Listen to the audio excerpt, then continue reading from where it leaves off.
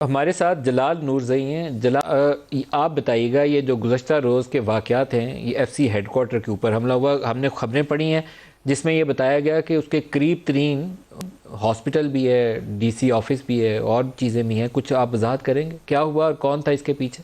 جگہ کے حوالے سے پہلے بتا دیں۔ جی بالکل ندیم صاحب، ایسی صورتحال وہاں ضلع پنجگور کے اندر بھی ہے کہ جہاں پہ ایف سی آفس یا ان کا ہیڈ کوارٹر وہ آبادی کے اندر موجود ہے۔ آس پاس ہاسپٹل ہے، ڈی سی آفس ہے، اے سی آفس ہے اور مختلف دفاتر جیسے نوشکی میں ہے۔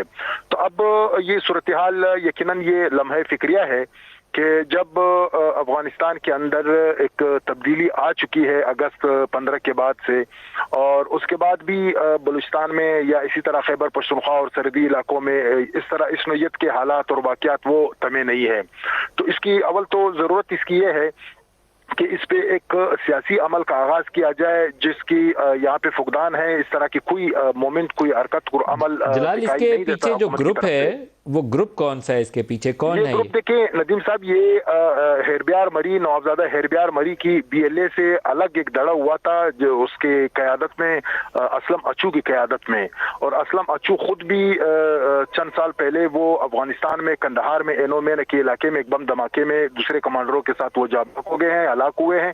اور یہ پھر بشیر زیب، اسلم اچو کے بعد بشیر زیب نے، جو کہ ایک مختلف سیاسی عہدوں پہ بھی رہے ہیں یا کوئٹہ میں، بلوچستان میں، پھر اس کی قیادت انہوں نے ہی سنبھالی۔ اور بشیر زیب خود بھی زیب کس سیاسی عہدے پر رہا اور کب رہا، تھوڑا سا بتائیں گے آپ؟ جی، یہ بشیر زیب کس سیاسی عہدے پر تھا اور کب تھا؟ جی یہ ان کا تعلق بلوچ اسٹوڈنٹ آرگنائزیشن کے مختلف دڑوں سے ان کا رہا ہے۔ اور پھر یہ سختگیر سوچ کے حامل تھے، اور پھر یہ ہیربیار مری کی کالعدم بی ایل اے کے ساتھ تھے۔ پھر وہاں ان کے اپنے اندر بھی کچھ اختلافات ہو گئے، تو اسلم اچو نے ایک الگ دڑا قائم کر دیا۔ اب ان کی بیس کہاں پر ہے؟ افغانستان میں ہے یا پاکستانی کوئی علاقہ ہے؟ جی یقیناً یہ افغانستان میں تو کندہار میں تو یہ سارے موجود رہے ہیں، اور پھر یہ جب ایک حکومتی تبدیلی وہاں پہ آئی ہے افغانستان کے اندر، تو پھر یہ بارڈر کے علاقوں میں آ گئے، اور پھر خود بلوچستان کے ان علاقوں میں، خصوصاً جو بلوچ اضلاع ہے، اس میں اتنی گنجائش ہے کہ ان ریگستانوں میں، صحراؤں میں، ان پہاڑوں میں، کہ یہ اپنی ٹھکانے بھی بنا سکے۔ اور موسٹلی ان کے مختلف علاقوں میں ان کے اپنے کیمپ پہاڑوں میں قائم ہے، اور ظاہر ہے اس سے پھر باہر سے ان کو کمک مل رہی ہے، ان کو مالی کمک مل رہی ہے اور تکنیکی ان کو امداد مل رہی ہے۔ اور پھر تشویشناک بات اس میں یہ ہے کہ اس میں ایران کے حدود اس میں استعمال ہو رہے ہیں، کہ کئی ایسے لوگ جو اس وقت بھی ایران کے اندر موجود ہے۔ اور پھر دیکھیں اس میں کہ جب کراچی میں آپریشن ہوا لیاری گینگ کے خلاف، تو اس گینگ سے وابستہ افراد بھی اس وقت ایران کے اندر موجود ہے۔ تو اس کو سفارتی سطح پر یہ اٹھانا چاہیے اس مسئلے کو بھی، کہ حالانکہ اس میں اگر ندیم صاحب یہ بھی دیکھیں کہ پاکستان کی طرف سے سرحدوں پر گشت شاید اس طرح نہ ہو جس طرح ایران میں ہے۔ ایران نے تو اپنی سرحدوں کے ساتھ پکی سڑکیں بنائی ہے، اور اسی پہ ہی ان کی پیٹرولنگ ہوتی ہے، وہ گشت کرتے ہیں۔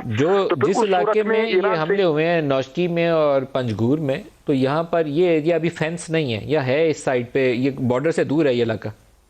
دیکھیں نا، یہ بارڈر کے قریب ہی ہم سب، چاہے نوشکی ہو، نوشکی افغانستان سے بھی متصل ہے، اور پھر اس طرح خاران کے کتنے کلومیٹر دور ہے یہ بارڈر سے؟ نوشکی اور پنجگور بارڈر سے کتنے کلومیٹر دور ہے؟